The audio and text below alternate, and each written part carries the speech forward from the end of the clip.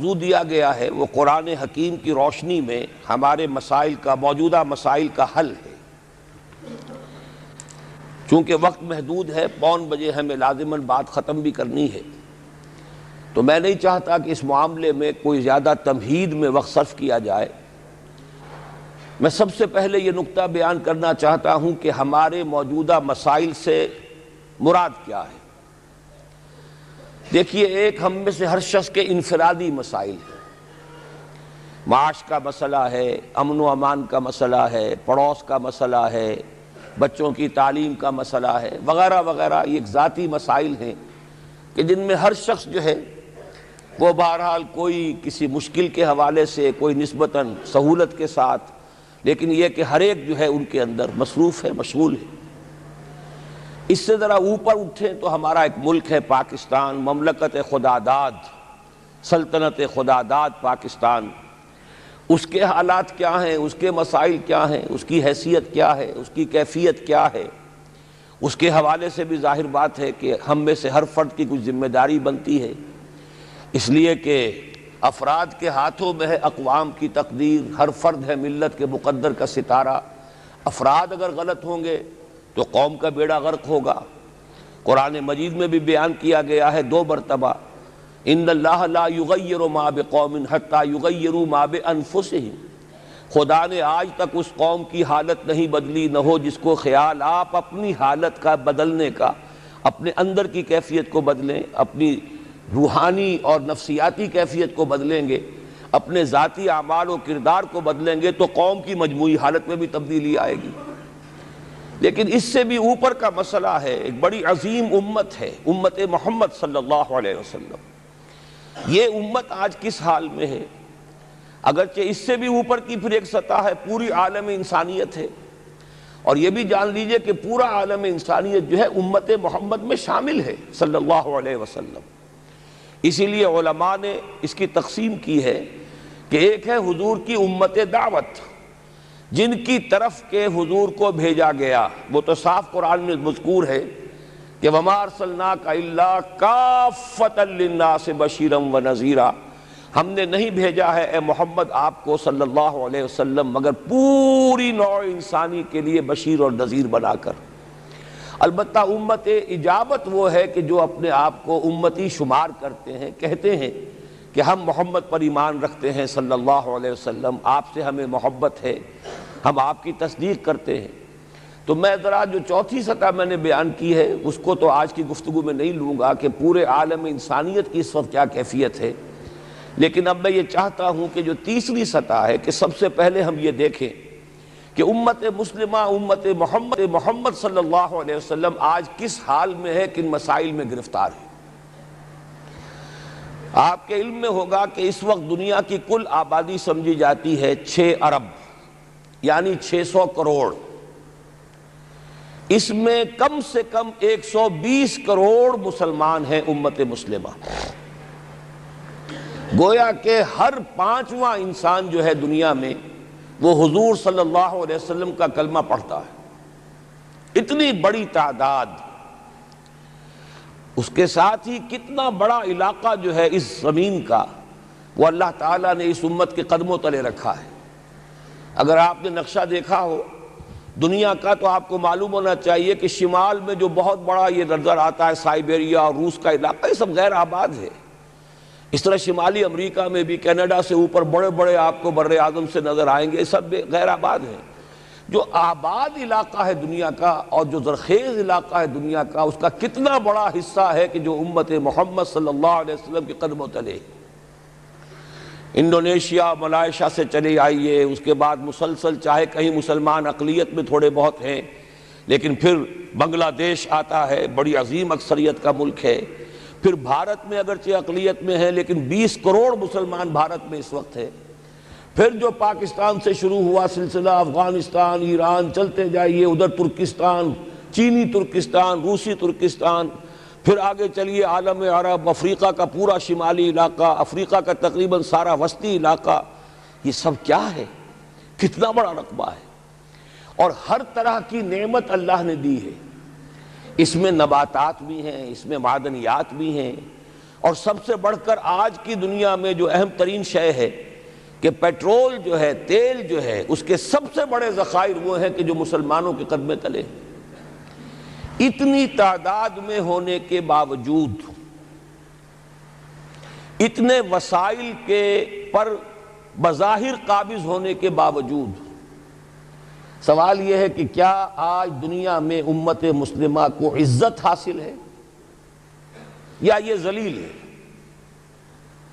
اسے غلبہ حاصل ہے یا مغلوب ہے؟ اسے کوئی دنیا میں وقار حاصل ہے یا یہ بالکل بے وقار ہو کر رہ گئی؟ یہ بات ہے جو ہمارے سمجھنے کی ہے آج کیوں ذلیل کہ کل تک نہ تھی پسند گستاخی فرشتہ ہماری جناب میں۔ اس وقت صورت یہ ہو چکی ہے، آپ کو معلوم ہے کہ ہر جگہ پر پسماندگی کا نشان مسلمان ہیں۔ ہمارے سارے وسائل پر دوسروں کا قبضہ ہے۔ ایک ہی شے رہ گئی تھی، تیل، خلیج کا تیل، اس پر بھی آ کر امریکہ کی فوجیں ان کے سر پر بیٹھ گئی ہیں۔ سارا کا سارا تیل اب ان کے قبضے میں ہے۔ ادھر خلیج کے دہانے کے دونوں طرف وہ اپنے مورچے بنا رہے ہیں تاکہ یہاں کسی کا داخلہ نہ ہو سکے۔ بڑے بڑے جتنے لوگ ہمارے ہیں ان سب کی دولت ان کے پاس ہے۔ کہنے کو تو سلطان آف برونائی دنیا کا امیر ترین آدمی ہے، لیکن دولت ہے کہاں اس کی؟ انویسٹڈ تو وہی ہے، اسی کے بینکوں میں ہے، انہی کی کمپنیوں میں ہے، کسی کے پاس کچھ نہیں ہے۔ سعودی عرب کے کوئی ڈالرز ہیں تو کہاں ہیں؟ جیسے شہنشاہ ایران کا جو اثاثہ تھا، سرمایہ تھا، جو سارا کا سارا انہوں نے جو ہے وہ فریز کر لیا، تو یہ دولت تو ساری وہی ہے۔ کہنے کو ہے کہ آپ کے اکاؤنٹ میں اتنا روپیہ ہے، لیکن سوال یہ ہے کہ وہ اکاؤنٹ فی الواقع کس کے قبضے میں ہے؟ پھر آپ کو معلوم ہے کس طریقے سے مسلمانوں کے ساتھ سلوک ہو رہا ہے۔ ہر جگہ پر جہاں چاہیں، جس طرح چاہیں انہیں ستا لیں۔ اور ان میں بھی سب سے بڑھ کر جو بات میں آپ سے کہوں گا، آج دنیا میں جتنے بڑے پیمانے پر محمد عربی صلی اللہ علیہ وسلم کی توہین و تذلیل ہوئی ہے، پوری انسانی تاریخ میں نہیں ہوئی۔ رشدی نے کتاب لکھی، بدترین حملے کیے۔ کیا رنگیلا رسول کتاب تھی جو لکھی تھی کسی ہندو نے، جس کو کہ ایک مسلمان نے پھر خنجر گھونپ کر اور ہلاک کر دیا تھا، وہ تو کچھ بھی نہیں تھی۔ اس کتاب کو رنگیلا رسول کو 100 سے ضرب دیجئے تو یہ کتاب بنتی ہے، سیٹنک ورسز، اور وہ ملینز نہیں بلینز کی تعداد میں شائع ہوئی۔ اس کے خلاف احتجاج اگر کسی نے کیا ہے تو ان کے اوپر جوتے پڑے ہیں، ان پر ڈنڈے پڑے ہیں۔ پوری مغربی دنیا اس کے پیچھے آ گئی ہے، سپورٹ کیا ہے۔ لے دے کے ایک ملک نکلا ایران، اس نے کم سے کم یہ کہ اس کے قتل کا فتویٰ تو دیا، لیکن کیا کرے، قتل کرنے کی تو نوبت نہیں آئی۔ پورا عالم عیسائیت اس کی پشت پناہ ہے، اس کی مدد کر رہا ہے۔ یہ اتنی بڑی توہین محمد رسول اللہ صلی اللہ علیہ وسلم کی اور آپ کی ازواج مطہرات کی، اور یہ بظاہر ایک ایسے شخص کے ہاتھوں جس کا نام مسلمانوں کا سا ہے، اس کا اتنا بڑے پیمانے پر ہونا، اور پھر یہ کہ مسلمان 120 کروڑ ہونے کے باوجود کچھ نہیں کر سکتے۔ میں وہ چیزیں نہیں گنوانا چاہتا کہ 15 لاکھ جو ہیں وہ ہمارے افغان بھائی جو ہیں انہوں نے جانیں دیں، فائدہ کس کو پہنچا؟ تاحال امریکہ کو، کہ اس کی جو مد مقابل قوت تھی USSR وہ ختم ہو گئی۔ اسی طریقے سے جو کچھ کشمیر میں ہو رہا ہے، ہماری بے حمیتی، بے غیرتی کا عالم یہ ہے۔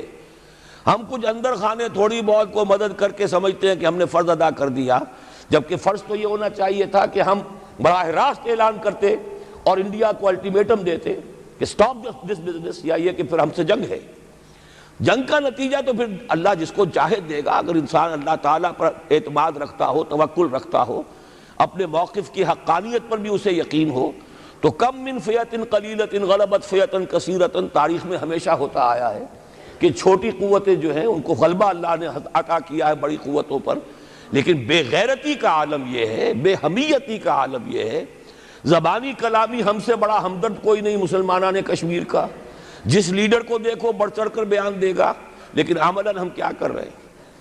یہ ساری صورتحال جو میں نے آپ کو بتائی ہے، ویسے تو اب یہ کہ اگر اس میں ایک خاکہ سا میں نے آپ کے سامنے رکھا ہے، اس میں رنگ بھروں تو ظاہر ہے کہ یہ پورا گھنٹہ اسی میں لگ جائے گا، لیکن جو اس کا اصل لب لباب ہے وہ یہ ہے کہ ہم اپنی جگہ بڑے خوش ہیں کہ ہم امت مرحوم ہیں، ہم تو امت محمد ہیں صلی اللہ علیہ وسلم، ہم تو اللہ کے پیارے ہیں، ہم اللہ کے لاڈلے ہیں، ہمیں اللہ کی شفاعت، ہمیں اللہ کے رسول کی شفاعت بھی ملے گی، جنت تو گویا کہ ہمارا پیدائشی مقام ہے۔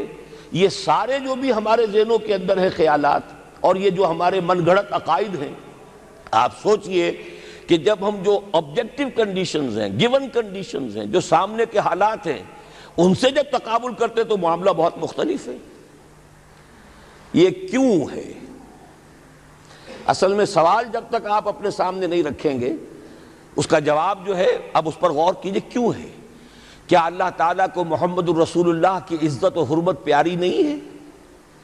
کیا محمد الرسول اللہ اللہ کے پیارے نہیں ہیں؟ حبیب رب العالمین نہیں ہے؟ کیا اللہ تعالیٰ کو کفار سے زیادہ محبت ہے؟ کیا وجہ ہے؟ رحمتیں ہیں تیری اغیار کے کاشانوں پر، اور برف گرتی ہے تو بیچارے مسلمانوں پر۔ سائنس میں وہ آگے ہیں، مالیات پر ان کا شکنجہ کسا ہوا ہے پوری دنیا پر، تہذیب ان کی ہے، تمدن ان کا ہے، ہم تو ان کے کیمپ فالوورز ہیں، نقش قدم پر چل رہے ہیں، ہم تو ان کی صرف یہ کہ نقالی کر رہے ہیں۔ تو سوچئے وجہ کیا ہے؟ کیا اللہ کو کفر زیادہ پسند ہے اسلام سے؟ کیا اللہ کو محمد الرسول اللہ صلی اللہ علیہ وسلم کی عزت و حرمت کا کوئی خیال نہیں؟ سوچنے کی بات ہے۔ ظاہر بات ہے کہ ان سوالات کا جواب تو ہاں میں آپ نہیں دے سکتے، یقیناً ایسا نہیں ہے۔ بہرحال وہ کافر ہیں، وہ اللہ کو نہیں مانتے، اللہ کے رسول کو نہیں مانتے، چلیے اللہ کو کسی نام سے مان لیا، گاڈ کہہ دیا، لیکن اللہ کے رسول کو تو نہیں مانتے۔ ایمان کا سارا دار و مدار تو رسالت پر ہے، اللہ کے اس کلام کو تو نہیں مانتے، اور اس کے باوجود ان کے لیے عزت ہے۔ رحمتیں ہیں تیری اغیار کے کاشانوں پر، برف گرتی ہے تو بیچارے مسلمانوں پر۔ یہ ایک لمحہ فکریہ ہے، یہ سوچنے کی بات ہے کہ ایسا کیوں ہے۔ اس کا جو جواب میں آپ کو دوں گا وہ ذرا سا کڑوا جواب ہے۔ نوارا تلخ ترمیزن چو ذوق نغمہ کمیابی، بات کہنی پڑتی ہے، جب تک کہ کڑوی بات کہی نہ جائے، حقائق کو دیکھنے کی جرت پیدا نہ کی جائے، مواجہہ نہ کیا جائے، فیکٹس کو فیس نہ کیا جائے، اس وقت تک بات صحیح نہیں ہوگی، اور نہ ہم صحیح تشخیص کر سکیں گے، نہ صحیح تجویز کی طرف ہمارا ذہن منتقل ہوگا۔ میں بہت سخت بات کہہ رہا ہوں، آج آسمان کے نیچے اس زمین پر عذاب الہی میں گرفتار امت مسلمہ ہے۔ بالفعل آج ہم امت مرحومہ نہیں ہیں، رحمت والی امت نہیں ہیں، امت معذبہ ہیں۔ آج ہم پر اللہ کا عذاب ہے۔ وہ کیوں ہے؟ دیکھیے، اللہ کا قانون یہ ہے، اور یہ اللہ کی سنت ہے، میں نے اپنی ایک کتاب میں اس پر مفصل بہت مضمون لکھا ہے، قرآن کا قانون عذاب۔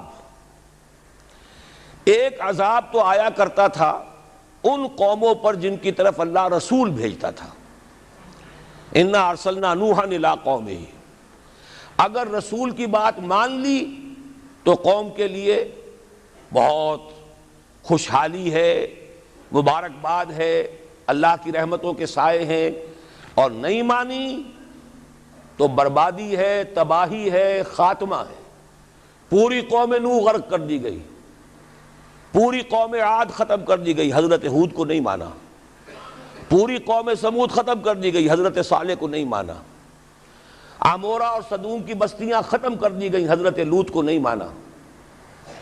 آل فرعون غرق کر دیے گئے، حضرت موسیٰ کو نہیں مانا۔ مدین کے علاقے کو تباہ کر دیا گیا، حضرت شعیب کو نہیں مانا۔ یہ بات سمجھ میں آ گئی؟ لیکن جب سے نبوت اور رسالت کا سلسلہ ختم ہوا، اس قسم کا عذاب اب دنیا میں نہیں آ سکتا۔ وَمَا كُنَّا مُعَذِّبِينَ حَتَّى نَبْعَثَ رَسُولًا، ایسا عذاب ہم نہیں بھیجتے رہے جب تک کہ رسول کو نہ بھیج دیں۔ رسول آ گیا، اس نے حق کو بیان کر دیا، بات کو کھول کھول کر مبرہن کر دیا، ہر چیز واضح کر دی، کوئی مغالطے کا امکان نہ رہا۔ جاء الحق وزهق الباطل، ہر شے جو ہے دودھ کا دودھ، پانی کا پانی جدا ہو گیا۔ اب بھی جس نے نہیں مانا تو معلوم ہوا اس میں کوئی خیر نہیں ہے، اب خیر کا فقدان ہے۔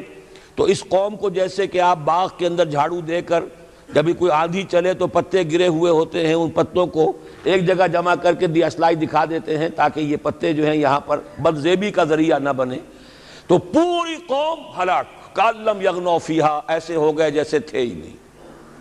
یہ عذاب اب نہیں آئے گا، اس لیے کہ آخری نبی، آخری رسول محمد الرسول اللہ صلی اللہ علیہ وسلم۔ اس میں ایک استثناء ہے، وہ میں بعد میں بیان کروں گا، ابھی نہیں۔ ایک ایکسیپشن ہے، وہ میں بعد میں بیان کروں گا۔ اب آج جو عذاب آتا ہے، دیکھیے کافروں کے لیے عذاب اصل میں آخرت میں ہے۔ دار العذاب، دار الجزا، وہ تو آخرت ہے، یہ تو دار الامتحان ہے۔ اب جو عذاب آتا ہے وہ اس قوم پر جو ہو تو حامل کتاب الہی، شریعت خداوندی کی کسٹوڈین، اللہ کے رسول کی نام لیوا، اس کے ساتھ عشق کا دعویٰ کرنے والی، عمل اس کے برعکس ہو۔ حالانکہ اللہ نے اگر اسے وہ مقام دیا، اللہ نے اس کی طرف رسول بھیجا اور اسے رسول کے امتی بننے کا شرف عطا کیا، اسے اپنا کلام دیا، کتاب دی، اسے اپنی شریعت دی، تو کس لیے دی؟ تاکہ اس پر خود بھی عمل کریں، اسے دوسروں تک بھی پہنچائیں۔ وہ گویا کہ اس روئے ارضی پر وہ امت، وہ قوم اللہ کی نمائندہ قوم ہوتی ہے، ریپرزنٹیٹو ہوتی ہے۔ اے انسانوں، ہمارے پاس ہے تمہارے خالق اور مالک اور پروردگار کا قانون، ہمارے پاس ہے اس کی ہدایت، ہمارے پاس ہے اس کی کتاب، ہمارے پاس ہے اس کے رسول کا اسوہ۔ آؤ ہماری طرف، ہمیں جانچو، ہمیں پرکھو، ہمیں دیکھو، ہم واقعتاً اسی کتاب کے مطابق چل رہے ہیں نا؟ دیکھ لو ہم جو کہتے ہیں وہی کرتے ہیں نا؟ وہی بات تو نہیں ہے کہ لِمَ تَقُولُونَ مَا لَا تَفْعَلُونَ کَبُرَ مَقْتًا عِندَ اللَّهِ أَن تَقُولُوا مَا لَا تَفْعَلُونَ۔ آؤ دیکھو ہم نے اس کتاب کے مطابق، اللہ کی ہدایت کے مطابق کیسا اچھا معاشرہ بنایا ہے، کیسا انصاف ہے، کیسا امن ہے، کیسا بھائی چارہ ہے، کیسی اخوت ہے۔ آؤ دیکھو ہمارے ہاں تقسیم دولت کا نظام کتنا صحیح ہے۔ ایسا نہیں ہے کہ کوئی جو ہے اسے دولت کی بدہضمی ہو رہی ہو اور کوئی وہ ہے کہ جو بھوکا مر رہا ہو، ایسا نہیں ہے۔ دیکھو ہمارے ہاں انسانی شرافت، انسانی عزت، انسانی پریسٹیج اور انسانی حقوق بہتر سے بہتر شکل میں موجود ہیں۔ حریت ہے، آزادی اظہار رائے ہے، سب کچھ ہے۔ یہ کام اگر وہ امت کرے تو اس سے زیادہ خوش نصیب کوئی نہیں۔ پھر دنیا میں اس کو غلبہ ہوگا، دنیا کی خلافت اس کو دی جائے گی، دنیا کی امامت اس کو دی جائے گی، دنیا کی قیادت اس کو دی جائے گی۔ جیسے کبھی اقبال نے کہا تھا کہ سبق پھر پڑھ شجاعت کا، عدالت کا، صداقت کا، لیا جائے گا تجھ سے کام دنیا کی امامت کا۔ لیکن پھر وہی سبق پڑھنا پڑے گا جو صحابہ کرام نے پڑھا تھا۔ جب صحابہ کرام نے وہ سبق پڑھا تھا تو دنیا کی امامت اللہ نے ان کو عطا کی تھی کہ نہیں کی تھی؟ اگر تو اس کے مطابق عمل ہے تو ان سے زیادہ اللہ کو محبوب کوئی نہیں، اور اگر طرز عمل برعکس ہو جائے، کہیں کچھ اور کریں کچھ اور، کہیں یہ کہ قرآن پر ہمارا ایمان ہے اور اس کے قانون کو نافذ نہ کریں، کہیں یہ کہ ہماری تو محبوب ترین شخصیت محمد ہیں اور ان کی سنت کے اوپر عمل نہ کریں صلی اللہ علیہ وسلم، قرآن نے جس شے کو حرام کیا ہے اس پر اس کا استعمال کر رہے ہوں۔ اگر طرز عمل یہ ہو اور یہ طرز عمل اس حد کو پہنچ جائے کہ دنیا تانے دے یہ مسلمان، کہاں اسلام دنیا میں ہمیں دکھاؤ، کہاں اسلام؟ یہ مسلمان کیا اسلام پر کاربند ہیں؟ جارج برنارڈ شاہ نے کہا تھا کہ میں جب قرآن پڑھتا ہوں تو محسوس کرتا ہوں اس سے بہتر کتاب کوئی ممکن نہیں، لیکن جب مسلمانوں کو دیکھتا ہوں تو محسوس کرتا ہوں ان سے زیادہ ذلیل قوم دنیا میں کوئی نہیں۔ یہ کنٹراسٹ ہے جو ہم اپنے وجود سے پیش کر رہے ہیں۔ کیا اس کی وجہ سے لوگ اسلام کی طرف راغب ہوں گے یا اسلام سے متنفر ہوں گے؟ کیا ہمارا منہ ہوتا ہے ہم باہر جاتے ہیں؟ اسی لیے ہم تو تبلیغ، میں تو کم سے کم وہاں جا کر جو مسلمان کھوئی ہوئی بھیڑیں ہیں امت محمد صلی اللہ علیہ وسلم کی، انہی کو ریکلیم کرنے کی کوشش کرتا ہوں، جیسے کہ حضرت مسیح نے کہا تھا میں تو بنی اسرائیل کے گھرانے کی کھوئی ہوئی بھیڑوں کی تلاش میں آیا ہوں۔ میرا منہ نہیں ہے کہ میں وہاں کسی امریکن سے بات کروں، وہ یہ کہے گا تم اپنا گھر تو سنوارو، فزیشن ہیل تھائی سیلف۔ تم ایک چھوٹا سا ملک نہیں چلا سکتے، تم نے اس کا بیڑا غرق کر کے رکھ دیا ہے، تم نے اسے کورٹ آف وارڈ بنوا دیا ہے IMF کا۔ ہاں یہاں تو گھڑی گھڑی جو ہے قرقمین آتے ہیں IMF کے اور ورلڈ بینک کے قرقی کرنے کے لیے، ہر روز ایک نئی قرقی ہو رہی ہے، ہر روز جو ہے آج پھر گاڑیوں کا کرایہ بڑھ رہا ہے، بجلی کا کرایہ قرقی ہو رہی ہے۔ عوام کے اندر جو بھی رہا رہ گیا اسے بھی چوسنے کا اور کشید کرنے کے لیے ایک حکومت کو گرا دو، وہ تو بدنام کر دی گئی، دوسری حکومت لے آؤ، اس کے ہاتھ میں کچھ کام کروا لو، وہ بدنام ہو جائیں گے تو ان کو بھی ہٹا دینا۔ ان کا کیا کھیل ہے؟ یہ کھیل کھیلتے رہیں گے اور اس میں یہ ہے کہ اپنی قرقیاں کرتے چلے جاؤ۔ یہ حال اب کیا میرا منہ ہے کہ میں جا کر وہاں بات کروں؟ تم اپنے گھر کو دیکھو، تم اپنے ملک کو دیکھو، ایک وہ ہے جنہیں تصویر بنا آتی ہے، ایک تم ہو کہ لیے اپنی بھی صورت کو بگاڑ۔ ایک ہی ساتھ تم آزاد ہوئے تھے، ہندو بھی تھے کہ نہیں تھے؟ انہوں نے اس ملک کو بنایا ہے، اپنی معیشت کو، اپنی اکانومی کو اپنی بنیادوں پر، اپنے پاؤں پر، اپنے پیروں پر کھڑا کیا ہے۔ آج جو ہے وہ ایک منی سپر پاور بن چکا ہے، اور وہ کہ ڈرتا تھا پاکستان دو طرف سے ہمیں جو ہے قابو میں کر لے گا۔ پہلے تقریباً 20 برس جو ہیں ہندوستان کے، بھارت کے کانپتے ہوئے گزرے ہیں پاکستان سے، اب 30 برس سے جو صورتحال ہے وہ آپ کو معلوم ہے۔ تو صورت یہ ہے کہ جب کوئی قوم جو امت مسلمہ ہو یہ طرز عمل اختیار کرتی ہے تو عذاب اس پر آتا ہے۔ بڑی کڑوی بات ہے، آج عذاب کفار پر نہیں آ رہا، وہ تو اللہ تعالیٰ ان سے آخرت میں نبٹ لے گا، اور آخرت تو ہے ہمیشہ کی، بڑا سو عذاب تو وہی کا ہے۔ وَلَعَذَابُ الْآخِرَةِ أَكْبَرُ لَوْ كَانُوا يَعْلَمُونَ۔ دنیا میں کفار پر عذاب آتا تھا جب کوئی رسول بھیج دیا جائے، اب رسول آئے گا نہیں، ایک ایکسیپشن ہے وہ بعد میں بتاؤں گا، لیکن اب دنیا میں جو عذاب آتا ہے وہ مسلمان امت پر آتا ہے۔ اب اس کو چونکہ بات بہت کڑوی ہے، تھوڑا سا میں اس کے اندر آپ کے لیے سمجھنا، حلق سے اتارنا اس کڑوی گولی کا آسان کر دوں۔ دیکھیے، ہم سے پہلے بھی ایک امت مسلمہ تھی کہ نہیں؟ ہماری عمر جو ہے امت مسلمہ کی حیثیت سے ابھی 1400 برس ہوئی ہے، 1417 سن ہجری چل رہا ہے نا، اس میں آپ اور حضور کی بعثت 12 برس اور، تو 1430 برس سمجھیے، اس لیے کہ اس وقت جب سے کہ وحی کا آغاز ہوا ہے، یہ ہماری کل تاریخ ہے، ابھی 1450 برس نہیں ہوئی۔ ہم سے پہلی جو امت تھی 2000 برس تک اسی مقام پر فائز رہی۔ وہ کون تھے؟ بنی اسرائیل، وہ موسیٰ کے امتی تھے، ہم محمد کے امتی ہیں علی نبینا و علیہ الصلوۃ والسلام۔ انہیں تورات دی گئی تھی، ہمیں قرآن دیا گیا ہے۔ نبی ہونے کے اعتبار سے افضل ترین نبی، رسول ہونے کے اعتبار سے اکمل ترین رسول، کتاب ہدایت ہونے کے اعتبار سے جامع ترین کتاب، نوع انسان را پیام آخری، حامل او رحمت للعالمین۔ یہ اپنی جگہ تقابل ہے، لیکن ایک اور اعتبار سے دیکھیے، عمر اس کی طویل تھی 2000 برس، ہماری ابھی 1400 برس ہوئی۔ اور دوسری بات، اس امت میں 1400 برس تک کوئی وقت ایسا نہیں گزرا کہ کوئی نبی موجود نہ ہو،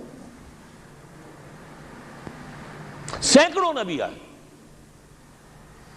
شروع ہوئی ہے 1400 قبل مسیح میں، جب تورات دی گئی حضرت موسیٰ کو، اور آپ کو معلوم ہے اس وقت 2 رسول تھے، موسیٰ بھی اور ہارون بھی علیہ السلام۔ پھر حضور کی حدیث بخاری شریف میں موجود ہے، کانت بنو اسرائیل تسوسہم الانبیاء کلما ہلک نبی خلفہ نبی۔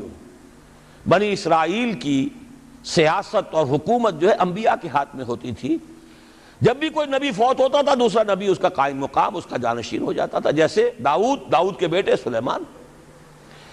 آخری جو نبی آئے ان کے ہاں وہ حضرت مسیح، اور ان کے ہم عصر حضرت یحییٰ علیہ السلام۔ تو یوں سمجھیے 2 سے شروع ہوا، 2 پر ختم ہوا، موسیٰ و ہارون، عیسیٰ و یحییٰ، درمیان میں 1400 برس، اور کوئی وقت ایسا نہیں ہے جب کہ کوئی نبی موجود نہ ہو۔ کیسی امت تھی! اسی لیے میں نے آپ کو بتایا، قرآن مجید میں سورہ بقرہ میں 2 جگہ فرمایا ہے، یا بنی اسرائیل اذکروا نعمتی التی انعمت علیکم وانی فضلتکم علی العالمین۔ چھٹا رکوع بھی شروع ہوتا ہے اسی آیت سے سورہ بقرہ کا، اور 15واں رکوع پھر شروع ہوتا ہے اسی آیت سے۔ اے بنی اسرائیل، میرے اس انعام و اکرام کو یاد کرو جو میں نے تم پر کیا، اور میں نے تو تمہیں تمام جہان والوں پر فضیلت دی تھی۔ لیکن وہی بنی اسرائیل جب ان کا طرز عمل کیا ہوا، شریعت کو پس پش ڈال دیا، نبذ فریق من الذین اوتوا الکتاب کتاب اللہ وراء ظہورہم مثل الذین حملوا التوراۃ ثم لم يحملوها کمثل الحمار يحمل اسفارا، کتاب سے ناطہ توڑ لیا، بس اس کو مقدس کتاب بنا کر رکھ دیا، نہ پڑھنا نہ سمجھنا نہ اس پر عمل کرنا، جیسے ہم کرتے ہیں۔ ایصال ثواب کی محفلوں میں کام آتا ہے، یا بچیوں کو وہ جہیز میں دینے کے کام آتا ہے، یا قرات کی محفلیں ہوتی ہیں، مقابلے ہوتے ہیں۔ اللہ اللہ خیر صدہ قرآن مجید سے ہمارا کیا سروکار رہ گیا ہے۔ بہائے آتش ترا کار جزی نیست کہ از یاسین او آسا بمیری، عیاشیاں کرتے تھے، بدماشیاں کرتے تھے، غلط کام کرتے تھے، لیکن انہیں خیال یہ تھا کہ ہم چونکہ ابراہیم کی نسل سے ہیں، موسیٰ کی امت میں سے ہیں، نحن ابناء اللہ واحباؤہ، ہم تو اللہ کے بیٹوں کے مانند ہیں، بڑے چہیتے ہیں۔ اسی پر اللہ نے فرمایا فَلِمَ يُعَذِّبُكُمْ بِذُنُوبِكُمْ بَلْ أَنْتُمْ بَشَرٌ مِّمَّنْ خَلَقَ، ایسے ہی تم چہیتے اور لاڈلے ہو تو اللہ تعالیٰ تمہیں عذاب کیوں دیتا رہا ہے؟ تمہیں نیبوکڈ نظر کے ہاتھوں پٹوایا 600 قبل مسیح میں، یوں سمجھیے تقریباً وسط میں آتا ہے یہ معاملہ، 1400 قبل مسیح میں تورات دی گئی، اور سمجھیے کہ ایک مسیحی میں حضرت مسیح آ رہی ہے 30 سن عیسوی میں، ان کے درمیان تقریباً وسط میں اشیریوں کے ہاتھوں پٹوایا اور بابلیوں کے ہاتھوں پٹوایا۔ بخت نصر جس کو کہتے ہیں، نیبوکڈ نظر، 6 لاکھ یہودی اس نے قتل کیے یروشلم میں، 6 لاکھ کو قیدی بنا کر لے گیا، ہیکل سلیمانی گرا دیا گیا جو کہ ان کا کعبے کے درجے میں تھا، اور یہ کہ کوئی ایک متنفس نہیں بچا یروشلم میں، کوئی 2 اینٹیں سلامت نہیں رہی، انہیں لے گیا بیبیلونیا میں، کیپٹیوٹی، پیریڈ آف کیپٹیوٹی۔ وہاں سے واپس آئے، توبہ کی انہوں نے، حضرت عزیر علیہ السلام کی دعوت توبہ جو ہے، توبہ کی منادی کے نتیجے میں، تو پھر اللہ نے انہیں ایک موقع اور دیا، اور ان کی ایک بڑی عظیم سلطنت قائم ہوئی، مکابی سلطنت، اور پھر ٹیمپل جو ہے دوبارہ بنا، یہ جو سیکنڈ ٹیمپل کہلاتا ہے، دوسری تعمیر جو ہوئی ہیکل سلیمانی کی، اس کو بھی پھر دوبارہ جب ان کے ہاں وہی لچھن آئے، میں تجھ کو بتاتا ہوں تقدیر امم کیا ہے، شمشیر و ثنا اول، طاؤس و رباب آخر، جب وہی لچھن ہو گئے پھر عذاب کے کوڑے پڑے، پہرے گریکس کے ذریعے، یونانیوں کے ذریعے، پھر رومنز کے ذریعے، اور سن 70 عیسوی میں وہ دوسرا ہیکل سلیمانی بھی مسمار کر دیا گیا، اور انہیں فلسطین سے نکالا دے دیا گیا، نکل جاؤ یہاں سے۔ تقریباً یوں سمجھیے کہ 1917 تک، سن 70 سے 1917 تک کتنے ہو گئے؟ 1850 برس ہو گئے تقریباً، 1850 برس یہ لوگ پھر فلسطین میں داخل نہیں ہو سکے، اور وہ ہیکل سلیمانی آج تک بھی پڑا ہوا ہے منہدم، سوائے اس کی ایک دیوار کے جسے یہ ویلنگ وال کہتے ہیں، وہاں جاتے ہیں رو دھو کر آ جاتے ہیں۔ اب تو خیر ان کا قبضہ ہے، جانا آنے کا سوال نہیں رہا، ورنہ 1967 سے پہلے بھی اجازت لے کر جاتے تھے، ماتم کر کے آ جاتے تھے، اس لیے کہ یروشلم جو ہے اس پر قبضہ تو ان کا ہو گیا تھا، لیکن مشرقی علاقہ ہے وہ، اور اس پر ابھی عربوں کا زیادہ تسلط تھا، اب وہ ختم ہو رہا ہے۔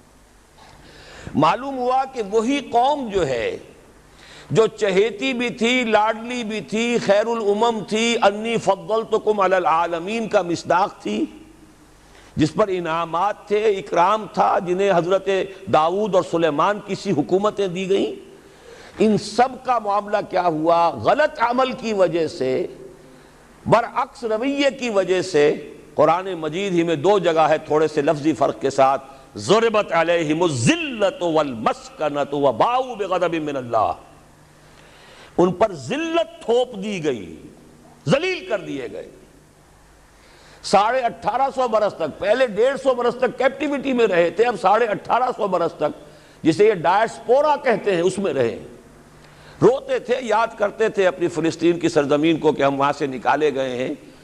وہ بھی حضرت عمر نے اجازت دی تھی جا کر، جبکہ یروشلم جو ہے ہینڈ اوور کیا ہے وہاں کے عیسائیوں نے، حضرت عمر کے حوالے کیا ہے رضی اللہ تعالی عنہ، تو حضرت عمر نے انہیں آ کر زیارت کرنے کی اجازت دی ہے، ورنہ زیارت کی اجازت بھی نہیں تھی، عیسائیوں نے روکا ہوا تھا، نو جیو کوڈ انٹر جیروشلم۔ اور وہ جو معاہدہ کیا تھا عیسائیوں نے حضرت عمر سے، یہ ان کی طرف سے شرط تھی کہ آپ یہاں یہودیوں کو آباد ہونے کی اجازت نہیں دیں گے، لیکن کم اینڈ وزٹ، آئیں زیارت کریں اور جائیں، لیکن یہاں آباد نہیں ہوں گے۔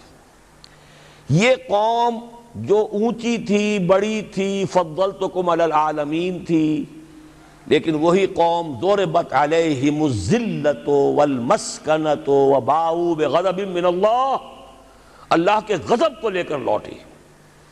یہ ہے اصل میں وہی معاملہ جو آج ہمارے ساتھ ہے۔ اللہ کا قانون تو غیر جانبدار ہے۔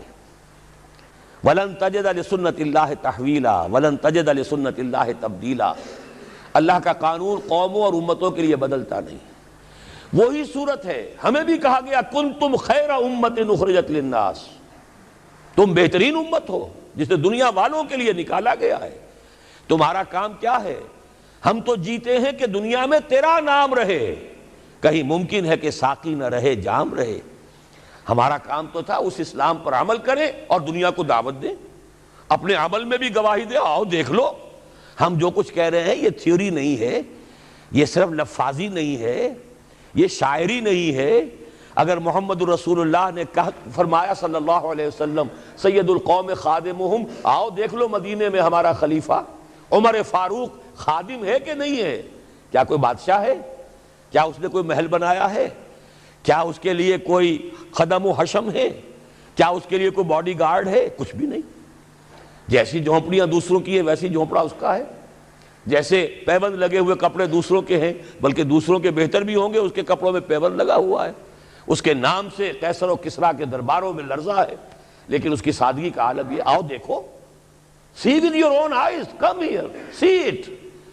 یہ اگر ہم کرتے اور کر سکتے، جب تک کرتے رہے تو ہم سے اونچا کوئی نہیں، اللہ کا ہم سے بڑھ کر محبوب کوئی نہیں، ہم سے زیادہ امت مرحومہ اور کوئی نہیں۔ لیکن جب ہم نے برعکس روش اختیار کی تو کیا ہوا؟ جیسے انہیں پٹوایا گیا تھا ایشورینز کے ہاتھوں، ہمیں پٹوایا گیا سب سے پہلے جو صلیبیوں کے ہاتھوں، کروسیڈرز۔ کئی لاکھ مسلمان قتل ہوا کروسیڈز کے اندر۔ جب پہلی مرتبہ عیسائیوں نے قبضہ کیا یروشلم پر، تقریباً 90 برس 88 برس عیسائیوں کے قبضے میں رہا ہے، اب وہ دوبارہ چلا گیا یہودیوں کے قبضے میں۔ اس وقت جو ہے اتنا قتل عام ہوا تھا عربوں کا اور مسلمانوں کا یروشلم میں کہ جب فاتحین کے گھوڑے داخل ہوئے ہیں شہر کے اندر تو گلیوں کے اندر ان کے گھٹنوں تک خون کی نہر بہہ رہی تھی۔ اس کے بعد آیا فتنہ تاتار، کروڑوں مسلمان قتل ہوئے، یہ لاکھوں کی بات نہیں ہے، کروڑوں مسلمان۔ پورا روسی ترکستان کا علاقہ ختم ہوا، افغانستان ختم ہوا، ایران ختم ہوا، عراق ختم ہوا، 4 عظیم مملکتیں۔ اور آخری خلیفہ بنو عباس کا وہ گھسیٹ کر نکالا گیا اپنے محل سے، مستعصم باللہ۔ ویسے تو نسلاً تو حضور کے چچا کی نسل سے تھا، عباسی تھا، حضرت عباس رضی اللہ تعالی عنہ کی نسل سے ہے، مستعصم باللہ، لیکن اس کو گھسیٹ کر نکالا گیا ایک جانور کی کھال کے اندر لپیٹ کر، اور تاتاریوں نے اپنے گھوڑوں کے سموں تلے اسے کچل دیا۔ وہ دن اور آج کا دن پھر امت مسلمہ کی قیادت عربوں سے چھین لی گئی۔ اس کے بعد اللہ نے پھر کرم فرمایا، پھر کچھ اولیاء اللہ کے ذریعے سے، کچھ صوفیاء کے ذریعے سے اتنا بڑا معجزہ ہو گیا، جیسا کہ حضرت عزیر علیہ السلام کے ذریعے سے ہوا تھا کہ یہود میں دوبارہ انابت اللہ، توبہ کا جذبہ پیدا ہو گیا۔ ایسے ہی کچھ صوفیاء کرام کے ذریعے سے، نیک لوگوں کے ذریعے سے، اللہ والوں کے ذریعے سے، وہی تاتاری جنہوں نے کروڑوں مسلمانوں کو قتل کیا تھا خود مسلمان ہو گئے۔ ہے آیا فتنہ تاتار کے افسانے سے، پاسباں مل گئے کعبے کو صنم خانے سے۔ پھر غلبہ ہوا، پھر ترکوں کی عظیم حکومتیں قائم ہوئی، ترکان تیموری، Terken Usmani, Terken Seljuqi, Terken صفوی۔ عرب تو معزول ہو گئے تھے، لیکن ترکوں کی زیر قیادت پھر گریٹ آٹومان امپائر بھی قائم ہوئی۔ اس کے بعد پھر جب وہ ترکوں کے اندر بھی وہی بادشاہت، وہی عیاشیاں، وہی محل بن رہے ہیں، وہی جو ہے توپ کاپی محل جا کر دیکھ لیجئے، وہی عیاشیاں شروع ہو گئی، وہی عللے تللے ہو گئے، وہی ظلم شروع ہو گئے، تو پھر اللہ نے دوبارہ پھر ہمیں یورپی اقوام کے ہاتھوں ذلیل کیا، کہیں انگریزوں کے غلام، کہیں فرانسیسیوں کے غلام، کہیں اطالویوں کے غلام، کہیں ولندیزیوں کے غلام۔ پورا عالم اسلام اس صدی کے آغاز میں پہلی جنگ عظیم کے بعد پورا عالم اسلام غلامی میں تھا، سوائے نجد کا ایک علاقہ تھا کہ نجد میں ابھی تیل برآمد نہیں ہوا تھا، ورنہ سب سے پہلے پنجے وہاں گڑتے۔ وہاں ریت میں جا کے لینا کیا تھا؟ باقی تو یہ ہندوستان غلام ہے، انڈونیشیا غلام ہے، سب کے سب یہ جاوا، سماٹرا، چلتے جائیے سب غلام ہیں۔ اس کے بعد ایران چاہے براہ راست غلامی نہیں تھی لیکن انگریزوں کے انتداب میں تھا، کنٹرول انہی کا تھا۔ عراق پر انگریزوں کا کنٹرول تھا۔ اسی طریقے سے یہ ساری جو عرب مملکتیں ہیں یہ انگریزوں کے زیر اثر تھی، اور یا یہ کہ فرانسیسیوں کے زیر اثر تھی۔ شمالی افریقہ یا فرانسیسیوں کا تھا یا اسپین کا تھا، اور یا یہ کہ اطالویوں کا تھا لیبیا۔ یہ حال ہمارا ہوا۔ یہ ہے اصل سبب اور یہ ہے معاملہ جس میں اب میں آخری بات اس موضوع پر کہہ دینا چاہتا ہوں۔ یہ پروسیس بہت جلد ایک بہت بڑی کلائمیکس کو اور بہت بڑی انتہا کو پہنچنے والا ہے۔ وہ انتہا کیا ہے؟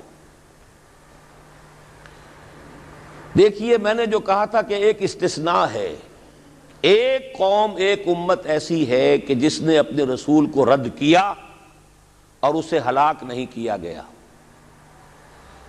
حضرت نوح کی قوم غرق، حضرت ہود کی قوم ختم، حضرت صالح کی قوم ختم، حضرت شعیب کی قوم ختم، آل فرعون ختم۔ یہود وہ امت ہے کہ معزول تو ہو گئی، جیسے ہی حضور آ گئے قرآن لے کر معزول ہو گئے۔ وہ جیسے کوئی ایک منصب ہے، اس منصب سے معزول کر دیے گئے، قتل نہیں کیا گیا، انہیں زندہ رکھا گیا۔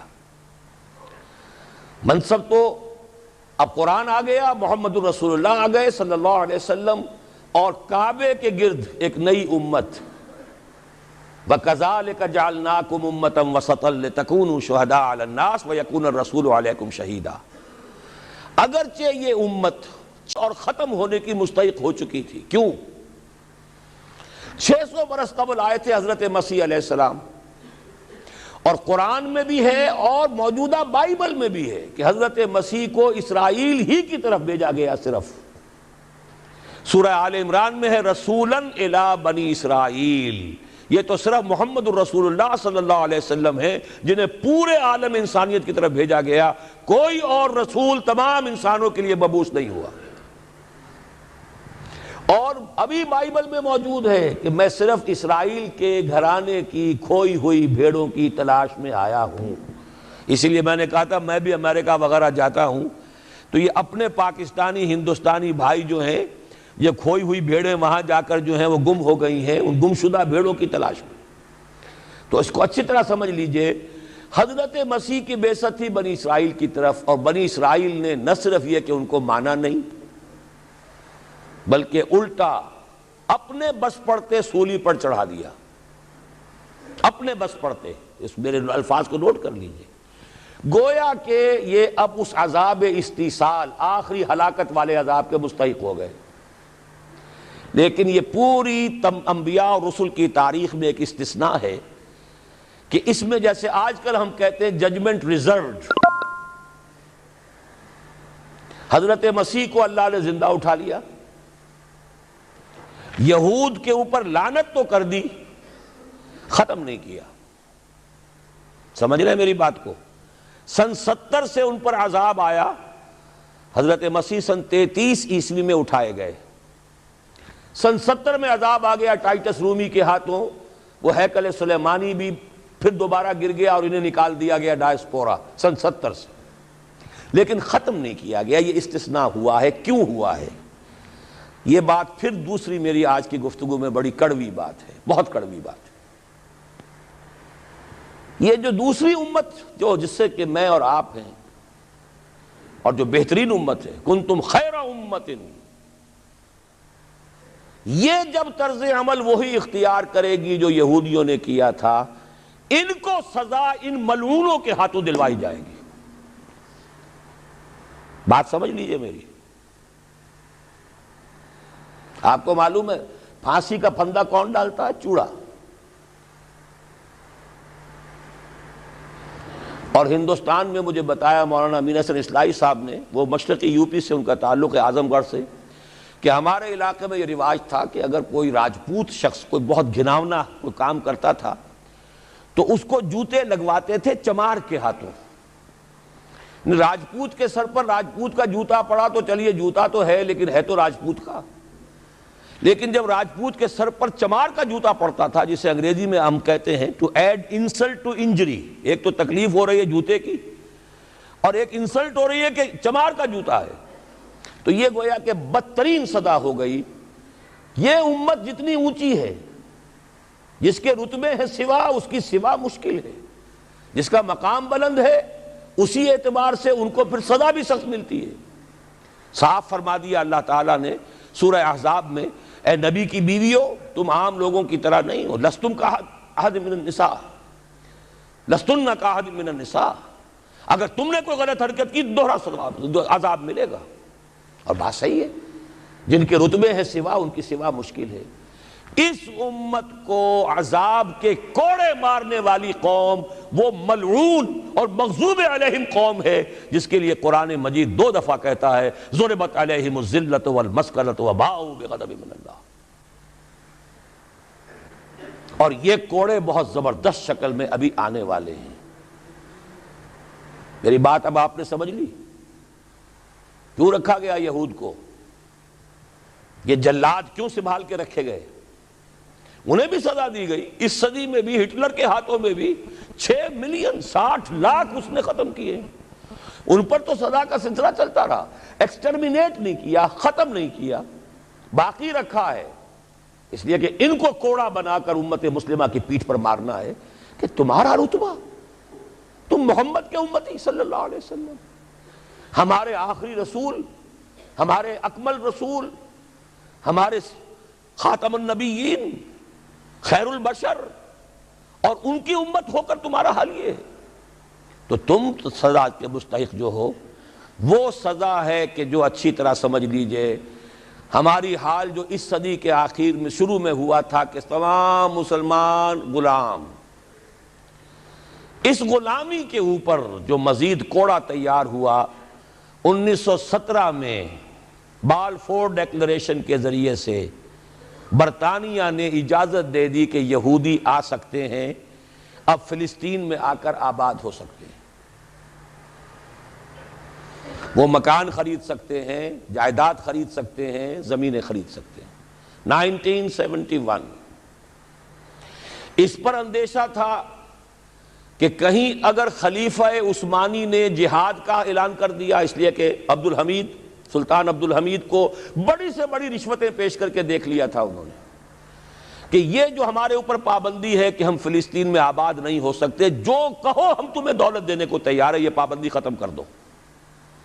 سلطان عبدالحمید ویسے جو بھی کچھ تھے چھوڑ دیجئے، لیکن یہ کہ اس نے کہا کہ جو معاہدہ عمر نے کیا تھا رضی اللہ تعالی عنہ، میں پیچھے نہیں جاؤں گا، لہذا خلافت ختم کروا دی، اور کروائی کس کے ہاتھوں؟ ایک مسلمان کے ہاتھوں، اس لیے کہ فری میسن تھا مصطفیٰ کمال پاشا، فری میسن، یہ سب یہودیوں کے ادارے، چاک کر دی ترک ناداں نے خلافت کی قبا، سادگی اپنوں کی دیکھ اوروں کی عیاری بھی دیکھ۔ ہندوستان میں ہنگامہ چل رہا ہے، تحریک چل رہی ہے، مسلمان ہجرت کر رہے ہیں اور سب کچھ ہو رہا ہے، اور ہندو بھی شامل ہو رہے ہیں خلافت کی تحریک میں، لیکن اب مدعی سست گواہ چست، جب مصطفیٰ کمال نے خود ختم کر دی تو سب پانی پڑ گیا آگ کے اوپر، اب کیا بولیں، کس کو برا کہیں؟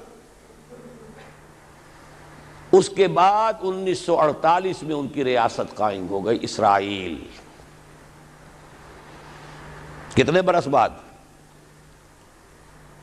ریاست تو خیر اس وقت بھی ان کی نہیں تھی جبکہ ٹائٹس نے ختم کیا ہے، وہ تو بہت پہلے کی بات تھی، تقریباً 2000 سال بعد اسرائیل 1967 میں جنگ کروائی، اور یہ بالکل صدام کی طرح کا مسئلہ تھا۔ 1967 کی جنگ میں ایک سازش تھی، انہوں نے بطور مہرہ استعمال کیا جمال عبد الناصر کو، جس نے اچانک جو ہے ایلات کی بندرگاہ کو بلاک کر دیا 1967۔ اس پر جھپٹا مارا ہے اسرائیل نے، ادھر سے سینائی لے لیا، ادھر سے گولان ہائٹس لے لیے، ادھر سے جو ہے West Bank of Jerusalem, West Bank of Jordan لے لیا۔ یہ 67 کی بات ہے۔ پھر عالم عرب میں ایک ملک ذرا نکلنے لگا تھا کہ شاید ایک کے پاس پیسہ بہت تھا، لیبیا کے پاس، وہ مدد کر سکتا تھا کسی مسلمان ملک کی کہ وہ ایٹم بم بنا لے۔ دو ملک ایسے تھے، ایک غیر عرب، ایک عرب۔ عراقیوں کے پاس کچھ صلاحیت معلوم ہو رہی تھی کہ کچھ دانت شاید نکل آئیں، جیسے دودھ کے دانت ہوتے ہیں تو شاید ایٹمی دانت نکل آئیں، وہ بھرکس ان کا نکالا ہے۔ ایک دفعہ جا کر آپ کو یاد ہوگا ہوائی جہاز گئے اور سب کا تہس نہس کر کے آ گئے، اور وہ سخت جان قوم نکلی، انہوں نے پھر کچھ بنا لیا، تو پھر وہی صد سو دام جال، پھر وہ 100 دام جو ہے جال کی شکل بچھا کر، اور جو پھنسایا ہے تو اگلا پچھلا کھایا پیا سارا اگلوا لیا۔ نتیجہ کیا نکلا؟ جنگ خلیج کے بعد اب عالم عرب پورا کا پورا اسرائیل کے سامنے سرنگوں ہے، وہ شاہ حسن ہو یا شاہ حسین ہو، کچھ تو پہلے ہی اپنے تھے، چاہے شاہ فہد ہوں اور چاہے حسنی مبارک ہوں، اب رہ کون گیا؟ اس سے بڑی ذلت کوئی ہے؟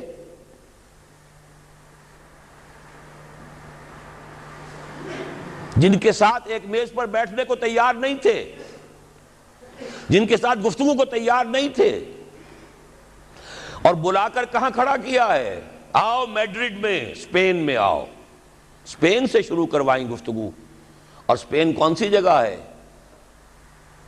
مسلمانوں کا دنیا میں سب سے بڑا قبرستان، جہاں 800 برس حکومت کی اور پھر ایک ایک بچہ ختم کر دیا گیا، نام و نشان مٹا دیا گیا۔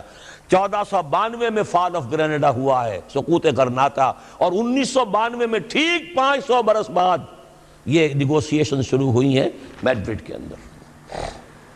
اور اب جو صورتحال ہو رہی ہے، آپ اخبارات میں پڑھ رہے ہوں گے، وہ نام نہاد صلح کو توڑنے کے اوپر تلا بیٹھا ہوا اسرائیل۔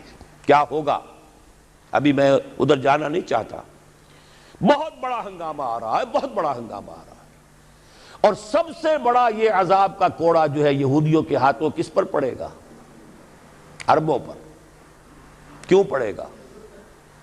اس لیے پڑے گا کہ اس امت مسلمہ میں عربوں کی فضیلت سب سے اونچی ہے، اصول تو وہی ہے، جن کے رتبے ہیں سوا ان کی سوا مشکل ہے۔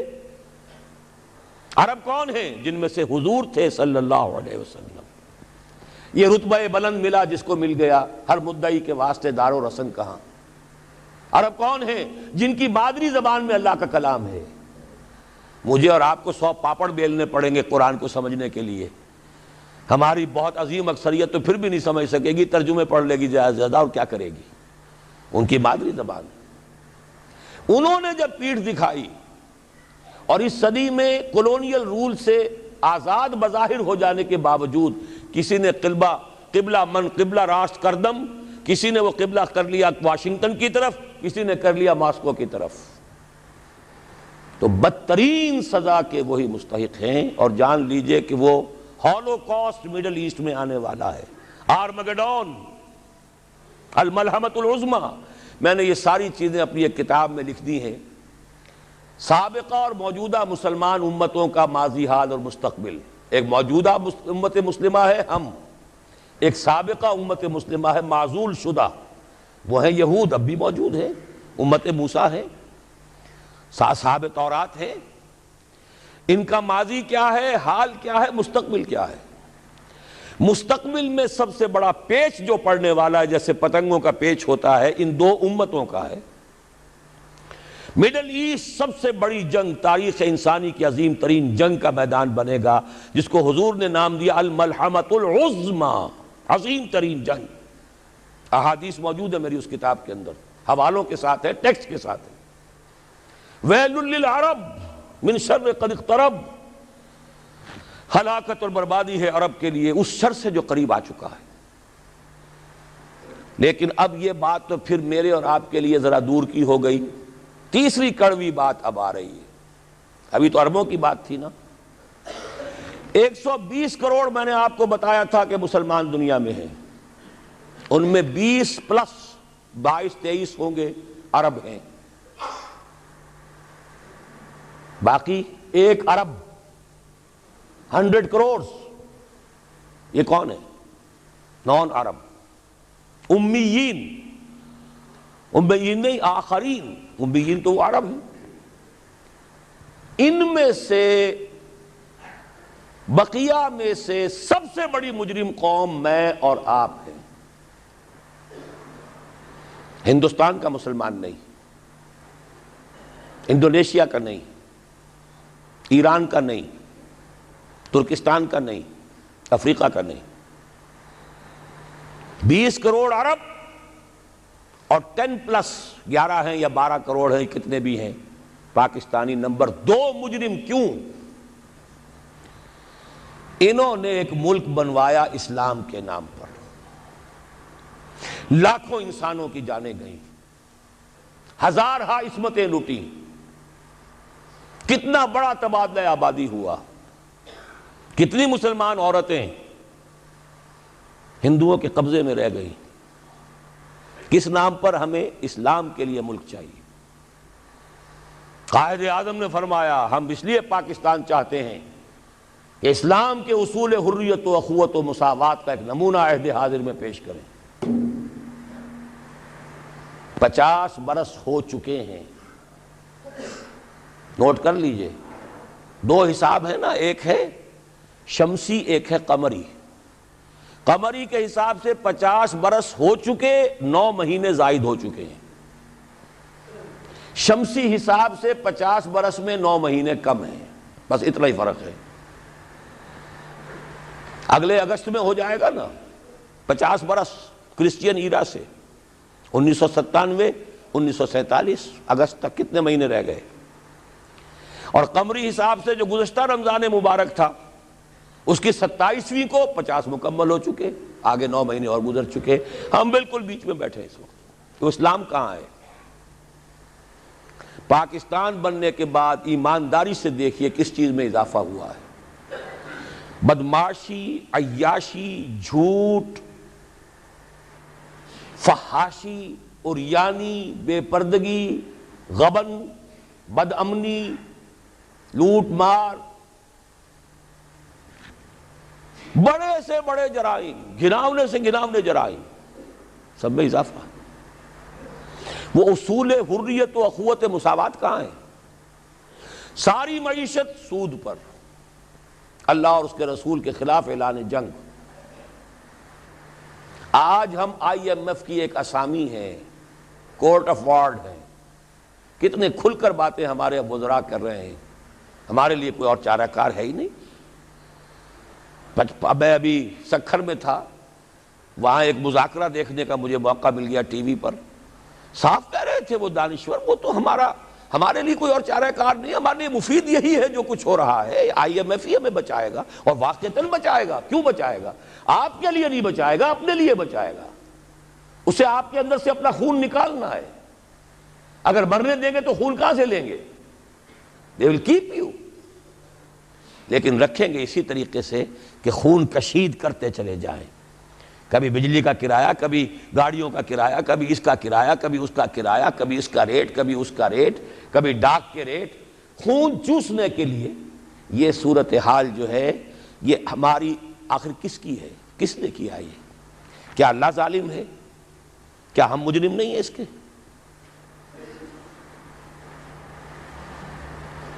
یہ اجتماعی جرم، اور کوئی ملک اسلام کے نام پر نہیں بنا. اچھی طرح نوٹ کر لیجئے.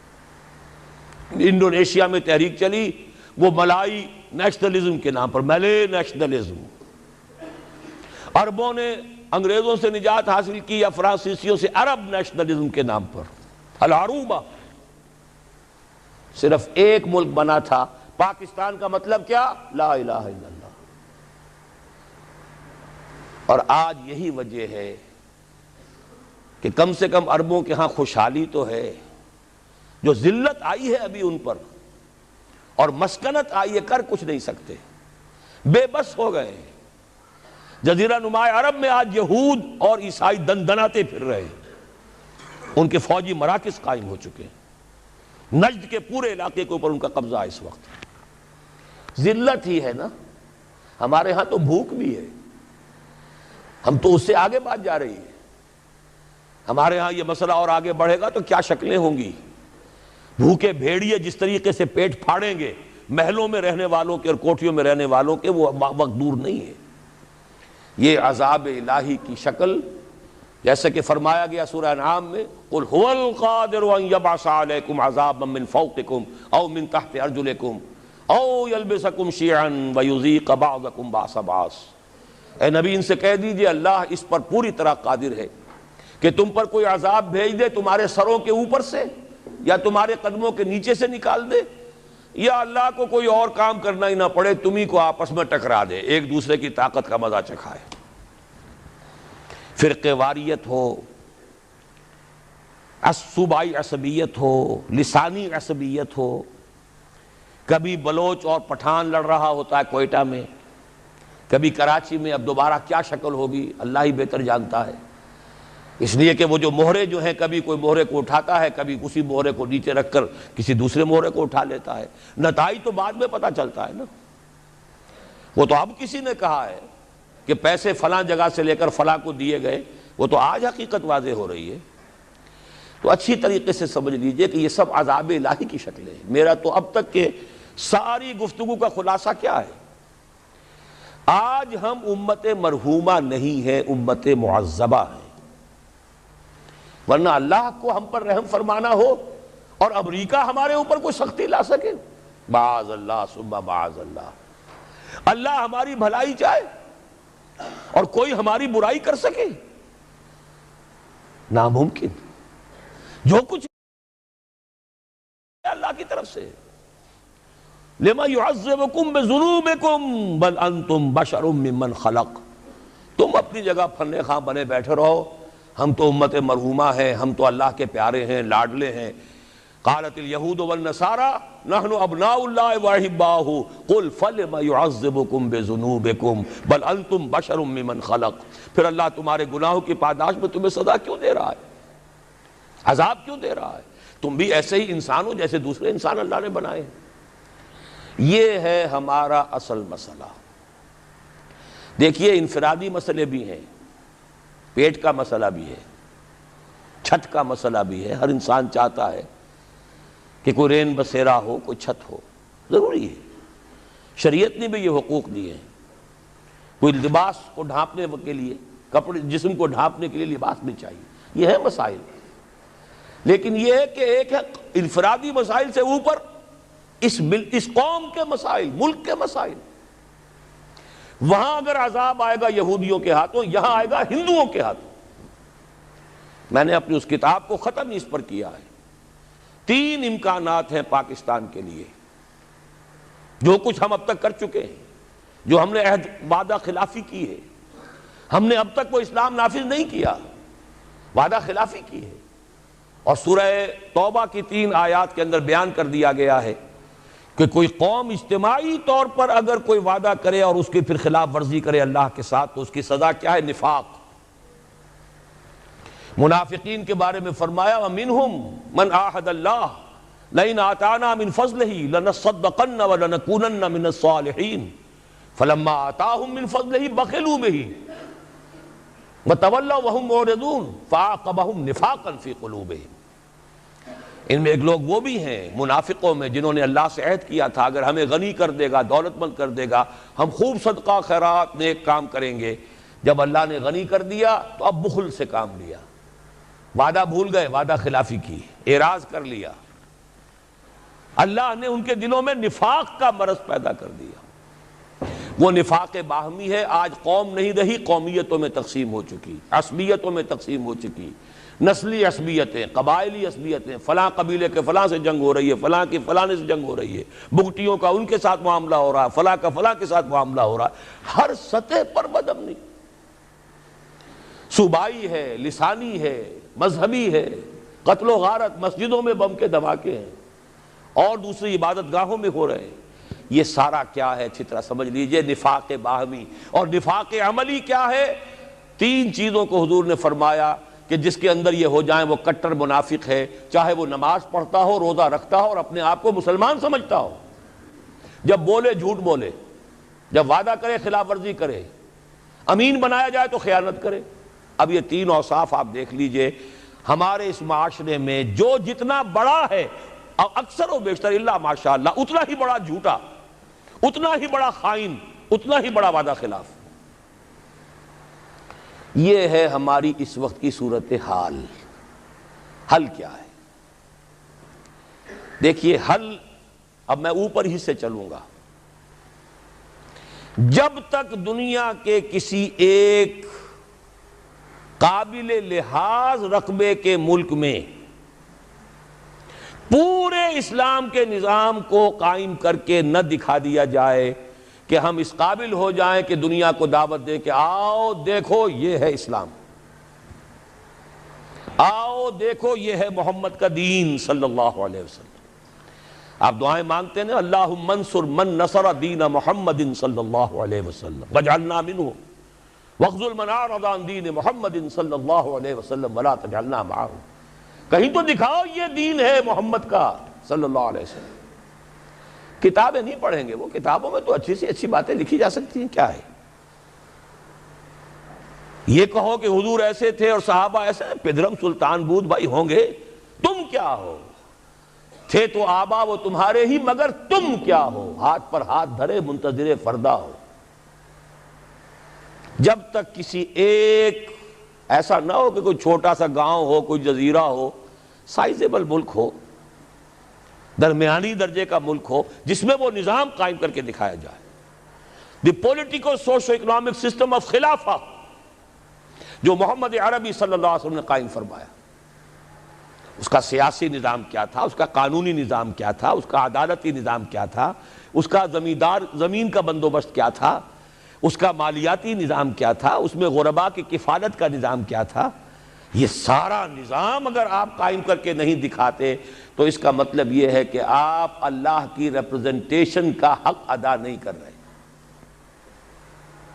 You are the representatives of Allah on this earth۔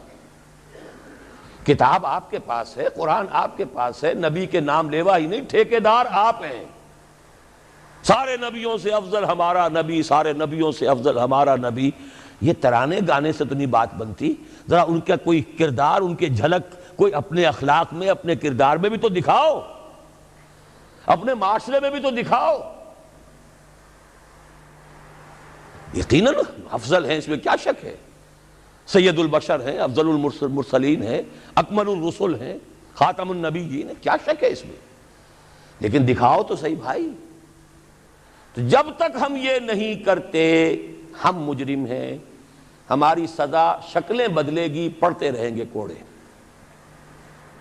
اچھی طرح سن لیجیے، کبھی وہ کوڑا افغانستان میں ہوگا، کبھی وہ کشمیر میں ہوگا، کبھی اریٹریا میں ہوگا، کہیں فلپائنز میں ہوگا، کبھی چچنیا میں ہوگا، کبھی بوسنیا میں ہوگا، کبھی صومالیہ میں ہوگا، کبھی کہیں اور ہوگا، کبھی عراق میں ہوگا، وہ کوڑے پڑتے رہیں، ہے تو ایک ہی جسد ہے نا امت محمد کا۔ جہاں تک ذلت ہے، مسکنت ہے، بے وقاری ہے، وہ تو پوری امت کی ہے، باقی تو وہ اضافی کوڑے ہیں نا، ذلت تو ہے ہی ہے، ذلیل تو ہے ہی ہے، کوئی حیثیت ہماری ہے ہی نہیں۔ پوری دنیا کو کنٹرول کرنے والے G15 یا G7، اور کوئی مسلمان ملک جیسے ہم کہتے ہیں نہ 3 میں نہ 13 میں، نہ G15 میں ہے اور نہ G7 میں، کنٹرول تو وہ کر رہے ہیں۔ سیکیورٹی کونسل اور اس میں ویٹو ہے کسی مسلمان کے پاس؟ ایٹم بم پاکستان کو سب سے زیادہ جو اس وقت مورچہ بنایا ہے، کیوں بنایا ہے؟ یہاں اندیشہ ہے ایٹم بم کا۔ اسرائیل کو اگر کوئی کنفرنٹ کر سکتی ہے کوئی قوم تو وہ صرف پاکستان، یہی تو وجہ ہے۔ تو اب اچھی طرح سمجھ لیجئے، پہلی بات تو یہ ہے کہ جب تک دنیا کے کسی نہ کسی ایک قابل لحاظ رقبے کے ملک پر اللہ کا دین عملاً قائم کر کے ہم نہیں دکھائیں گے، وہ فرض کفایہ ہو جائے گا پوری امت کی طرف سے۔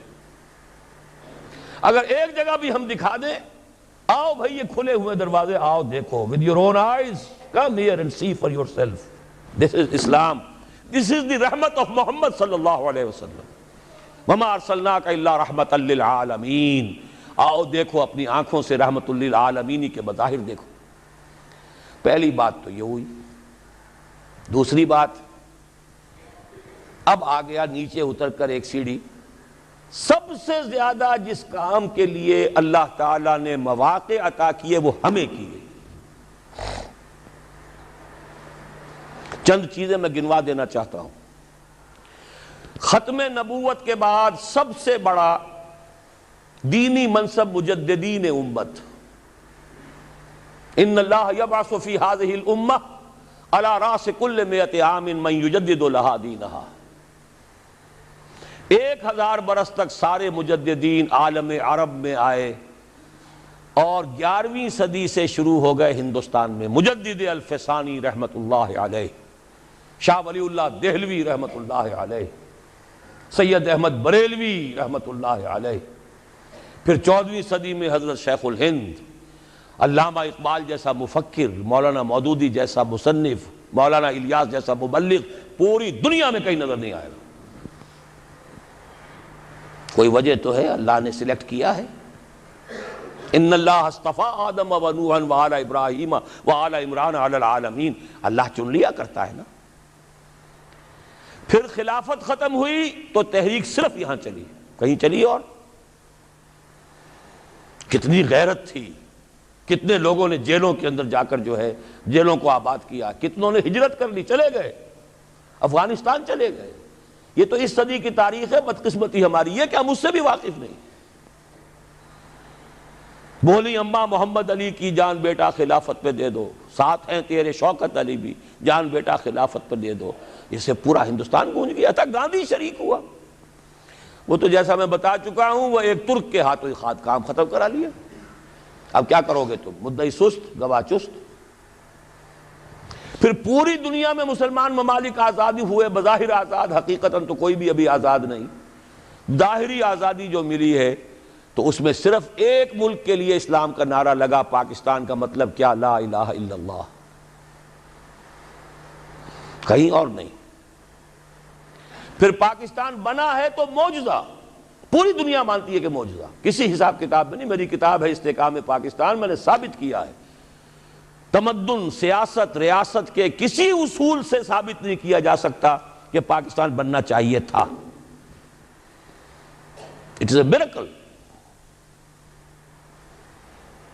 پھر پاکستان بننے کے بعد اتنا بڑا میریکل ہوا ہے، 10 کروڑ تھے ہم اس وقت، مشرقی اور مغربی پاکستان دونوں کے ملا کر، اور 10 کروڑ عوام کی نمائندہ دستور ساز اسمبلی نے فیصلہ کیا حاکمیت اللہ کے لیے ہے، ہمارے لیے نہیں ہے۔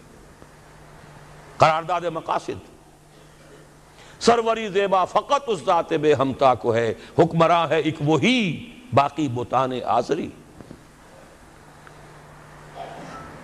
1949 میں قرارداد مقاصد پاس ہوئی، 1950 میں اور بڑا معجزہ ہو گیا، آج اس کا ہم تصور نہیں کر سکتے۔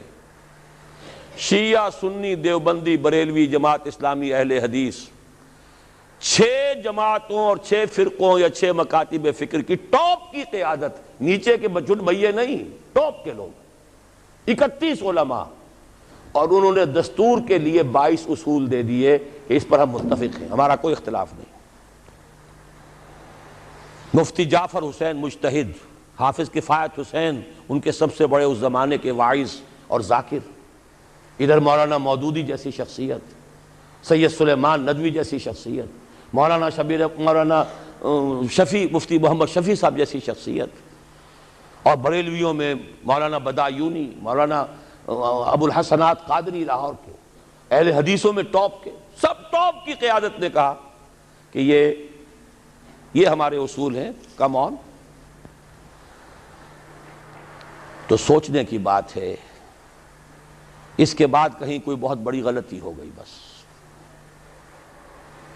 غلطی کیا ہوئی ہے اچھی طرح سمجھ لیجئے، 2 غلطیاں ہوئی ہیں، پازیٹیو نیگیٹو۔ پازیٹیو غلطی یہ ہوئی کہ ہم نے راستہ انتخاب کا اختیار کر لیا نظام کو بدلنے کے لیے۔ جب تک جماعت اسلامی ایک سیاسی جماعت نہیں تھی، اس نے الیکشن میں حصہ نہیں لیا تھا، دستور اسلامی کا مطالبہ مولانا مودودی نے کیا، لیکن تمام قوم نے اس کا ساتھ دیا۔ مولانا شبیر احمد عثمانی رحمت اللہ علیہ تو جماعت اسلامی کے نہیں تھے، انہوں نے پاس کروائی ہے دستور ساز اسمبلی کے اندر، ورنہ جماعت اسلامی کا تو کوئی نمائندہ نہیں تھا اس وقت اسمبلی میں، انہیں کوئی تعصب نہیں تھا کہ یہ جماعت کی طرف سے آئی ہے، نہیں، دین کی بات ہے، صحیح بات ہے۔ جب آپ الیکشن کے میدان میں آ گئے، اب معلوم ہوا کہ اب آپ نے مذہب کو، اسلام کو ایک پولیٹیکل ایشو، ایک کنٹروورشل ایشو بنا دیا۔ اس کے بعد کیا ہوا، تو چل میں آیا، آؤ نا ہم بھی سیر کریں کوہ طور کی. بریلوی علماء نے کہا تو ہم کیوں نہ چلیں آگے, سواد اعظم تو ہمارا ہے, ہمیں سب زیادہ ووٹ ملیں گے. اہل حدیثوں نے کہا ہمارے بھی کہیں کہیں پاکٹس تو ہیں, کوئی ایک آدھ سیٹ تو ملے گی نا. دیوبندیوں نے کہا ہمارے بھی علاقے ہیں بہت سے, خاص طور پہ سرحد میں بلوچستان میں تو ان کے بڑی سالڈ قسم کی جو ہے وہ ان کے فوٹنگز ہے پولیٹیکل. نتیجہ کیا نکلا؟ 4-5 اسلام ہو گئے. اسلام کے نام پر ووٹ تقسیم, اور راج کرے گا خالصہ اور کرے نہ کوئی. جیت سیکولرزم کی. سیدھی سیدھی باتیں ہیں, یہ سمجھنے کی باتیں ہیں. اگر نہیں سمجھیں گے تو سیدھے راستے پہ دوبارہ نہیں آ سکتے. نیگیٹو جو بات میں کہہ رہا ہوں وہ کیا تھی؟ دیکھیے سن 62 میں ایوب خان پہلا فوجی آمر اس ملک کا, اس نے آئلی قوانین بنائے. آئلی قوانین کو پھر میں گنوا رہا ہوں, دیوبندی, بریلوی, اہل حدیث, جماعت اسلامی, شیعہ, سب کی ٹاپ قیادت نے کہا کہ یہ دخل اندازی ہے اسلام میں, شریعت میں, یہ غلط ہے. بعض چیزیں ٹھیک ہے, بعض نہایت غلط ہے. لیکن یہ کہہ کے رہ گئے, ایجیٹیشن نہیں کیا. ایجیٹیشن کیا تو جمہوریت کے لیے کیا, یہ نہیں کہ نہیں یہ مذہبی مسئلہ ہے, یہ دین کا مسئلہ ہے, اس پر جمع ہو کر ایجیٹیشن کیا جائے, جانے دی جائے. اس کے کنٹراسٹ میں دیکھیے, ہندوستان کا مسلمان شاہ بانو کیس حکومت کی طرف سے نہیں تھا, ایک عدالت کا فیصلہ آیا, شریعت اسلامی میں دخل اندازی ہو گئی پرسنل لاء میں, مسلم پرسنل لاء بورڈ بن گیا, ساری جماعتیں جمع ہو گئیں, وہ تحریک چلائی ہے, کئی 100 مسلمانوں نے جانیں دے دی. بالآخر راجیو کی حکومت, خود راجیو کو گھٹنے ٹیک کر یہ قانون پاس کرانا پڑا لوک سبھا سے کہ ہندوستان کی کوئی عدالت انکلوڈنگ سپریم کورٹ مسلمانوں کے فیملی لاز میں دخل نہیں دے سکتی. ایک وہ ہے جنہیں تصویر بنا آتی ہے, ایک ہم ہیں کہ لیا اپنی بھی صورت کو بگاڑ. ایجیٹیشن دینی ایشو پر نہیں ہوا, ایجیٹیشن ہوا جمہوریت لاؤ, جمہوریت لاؤ, جمہوریت لاؤ. وہ جمہوریت آئی تو ذوالفقار علی بھٹو کی آئی. جب سیکولر لوگوں نے مل کر وہ تحریک چلائی اور دینی کارکن دینی لگے, محنتیں انہوں نے کی, جماعتیں وہ تھیں, لیکن یہ ہے کہ نتیجہ کیا نکلا؟ ایوب خان کی ٹانگ گھسیٹی گئی, بھٹو صاحب آ گئے. بھٹو کی ٹانگ گھسیٹی, مارشل اللہ صاحب آ گئے. مارشل اللہ کا کوئی معاملہ ختم ہوا. پھر یہ ہے وہ ایک وشس سرکل جس میں ہم گرفتار ہیں. گویا کہ اب ہمیں دوبارہ سوچنا ہوگا. جو وقت بھی میں کہہ رہا تھا, بات رک گئی میری اس وقت کہ میں نے اپنی اس کتاب کو معین کیا ہے, ختم کیا ہے, سابقہ اور موجودہ مسلمان امتوں کا ماضی, حال اور مستقبل, کہ 3 امکانات ہیں پاکستان کے لیے. میں نہیں جانتا کہ کیا شکل ہوگی. یا تو یہ ہے کہ اللہ تعالیٰ اس قوم پر بڑی بھلائی فرمائے اور اس قوم کو اجتماعی توبہ کی توفیق دے دے, جیسے حضرت یونس علیہ السلام کی قوم پر سے عذاب ٹل گیا تھا. عذاب کے آثار شروع ہو جانے کے بعد, الا قوم یونس, یہ تو بہترین بات ہے جو ہم پسند کر سکتے ہیں, لیکن اس کی کچھ شرائط ہیں, کچھ کڑیاں ہیں, اس کی وہ میں بعد میں بتاؤں گا. آثار نہیں ہیں توبہ کے, کوئی آثار نہیں. دوسری بات یہ ہو سکتی ہے, اللہ نہ کرے, لیکن یہ کہ اس کو لیے بھی میں سمجھتا ہوں بڑے نفع کا سودا ہوگا, ایک دفعہ کوئی شیکنگ ہماری ایسی ہو کہ جو حال مست اور مال مست جو ہیں ان کو دن میں تارے نظر آ جائیں ایک دفعہ. شاید اللہ توبہ اسی طریقے سے توفیق دے دے. وَلَنُذِيقَنَّهُم مِّنَ الْعَذَابِ الْأَدْنَىٰ دُونَ الْعَذَابِ الْأَكْبَرِ لَعَلَّهُمْ يَرْجِعُونَ. سورہ سجدہ میں فرمایا گیا ہم انہیں چھوٹے عذاب کا مزہ چکھائیں گے بڑے عذاب سے پہلے. بڑا عذاب تو قوم کو ختم کر دیتا ہے, چھوٹا عذاب جو جگا دے, ہوش میں آ جائے. لعلہم یرجعون. یہ جو مال مست ہیں اور حال مست ہیں اور عیش مست ہیں, ان بستیوں کو ذرا جھنجھوڑنے کے لیے کسی وقت جو ہے اللہ تعالیٰ یہ بھی کرتا ہے. لیکن اگر اس پہ بھی ہم جاگ جائیں تو بہت بڑی نفع کی بات ہے, کیونکہ سن 71 اب 25 برس ہو رہے ہیں, پھر 16 دسمبر آ رہی ہے, پورے 25 برس ہو جائیں گے. 71 اور 96، لیکن اس شیکنگ کو ہم نے محسوس نہیں کیا. ہم سے 1000 میل دور ہوتا رہا. 93,000 ہمارے قیدی آ گئے، تھوڑے تھوڑے چھوٹ کر آ گئے، پھر بس گئے. کچھ پتہ نہیں چلا لوگوں کو. شب و روز میں کوئی فرق واقع نہیں ہوا. اپنے دھندوں میں، اپنی مصروفیات میں، اپنی مشغولیات میں، اپنی دلچسپیوں میں، اپنے مشاغل میں کوئی فرق نہیں ہوا. شاید کہ کوئی دوسری پکڑ جو ہے، دوسری جھنجھوڑ، وَزُلْزِلُوا زِلْزَالًا شَدِيدًا، کوئی بات آ جائے پھر بھی جاگ جائیں تو بڑے نفع کا سودا ہے. اور تیسری بات آپ کو بتا رہا ہوں، ہو سکتا ہے کہ جس طرح تاتاریوں کے ہاتھوں کروڑوں مسلمان قتل ہوا تھا، ہندوؤں کے ہاتھوں کروڑوں یا لاکھوں مسلمان پاکستانی ختم ہوں. لیکن پھر یقیناً اللہ تعالیٰ ان ہندوؤں کو توفیق دے دے گا کہ وہ اسلام لے آئیں. ہوگا اسی خطہ زمین سے. اس لیے کہ 400 برس سے اللہ نے مجددین جو بھیجے وہ اسی خطے میں بھیجے. مجدد الفسانی سرحد میں دفن ہے، شاہ ولی اللہ دلی میں دفن ہے، سید احمد بریلوی شاہ اسماعیل شہید بالا کوٹ میں ہے، اقبال لاہور میں دفن ہے. یہ جو چیزیں ہیں یہ کوئی ہوتی ہے بات ہے. آیا فتنہ تاتار کے افسانے سے پاسباں مل گئے کعبے کو صنم خانے سے. تاتاریوں نے کروڑوں مسلمان کو قتل کیا، اسلام نے تاتاریوں کو فتح کر لیا. آج بھی ہو سکتا ہے، history can repeat it self. لیکن یہ مجھے یقین ہے کہ اسی خطے سے ہوگا. تو کیوں نہ ابھی سے قبر کس لیں، کیوں عذاب الہی کو دعوت دیں. وہ کیسے ہوگا؟ اس کے لیے پھر اب وہی لفظ استعمال کر رہا ہوں، توبہ. لیکن توبہ کو اب نیچے سے لے کے چلنا ہوگا. سب سے پہلے انفرادی توبہ. یا ایھا الذین آمنوا توبوا الی اللہ توبۃ نصوحا. اپنی زندگیوں میں دیکھیے کیا چیز خلاف اسلام ہے. کاروبار میں، معاش میں، دکانداری میں ملازمت کر رہے ہیں تو کوئی غلط چیزیں استعمال کر رہے ہیں، کوئی رشوت لے رہے ہیں، کوئی لوگوں کو پریشان کر رہے ہیں، کوئی سودی لین دین ہے، سود کے اوپر کاروبار کیا ہوا ہے. دیکھیے پوری طرح باریک بینی کر کے اپنی معاش اور معاشرت کو پاک کریں، تب توبہ ہوگی، ورنہ نہیں. آپ 1000 دانے کی تسبیح لے کر بیٹھ جائیں، استغفر اللہ ربی من کل ذنب واتوب الیہ، وہ توبہ نہیں ہوگی. توبہ ہوگی حرام خوری اور غلط کاموں کو چھوڑ کر. الا من تاب وآمن وعمل عملا صالحا فاولئک یبدل اللہ سیئاتہم حسنات. اور یہی سب سے مشکل ہے. مسلمانوں کو جوش میں لے کر باہر لے آؤ گولیاں کھانے کے لیے، وہ اپنے گریبان کھول دیں گے. اپنی زندگیوں میں تبدیلی کرنا یہ سب سے کٹھن.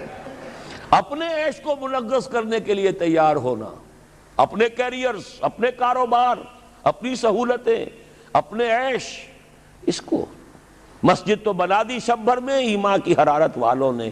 من اپنا پرانا پاپی ہے، برسوں میں نمازی بن نہ سکا. ختم نبوت کی تحریک ہو یا نظام مصطفیٰ کی تحریک ہو، چھاتیاں کھول کر لوگ گولیاں کھانے والے کون ہوتے ہیں عام طور پر؟ عوام الناس، جوش میں، جذبے میں.